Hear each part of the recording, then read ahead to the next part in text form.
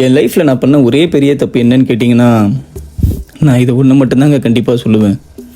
ஆனால் இதுக்கப்புறம் கண்டிப்பாக இந்த தப்பை நான் பண்ண மாட்டேன். அது என்னன்னு கேட்டிங்கன்னா, லைஃப்பில் எல்லாருமே முழுசாக நம்பினது தாங்க. அது யாராக வேணால் இருக்கலாம்.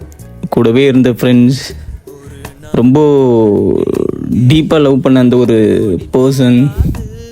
ஏன்னா இவங்க கூடலாம் அவ்வளோ அட்டாச்சாக இருந்துட்டு ஒரு நாள் அவங்க நமக்கு இல்லைன்றப்போ அந்த டைமில் நம்மளால் அக்செப்டே பண்ணிக்க முடியாது.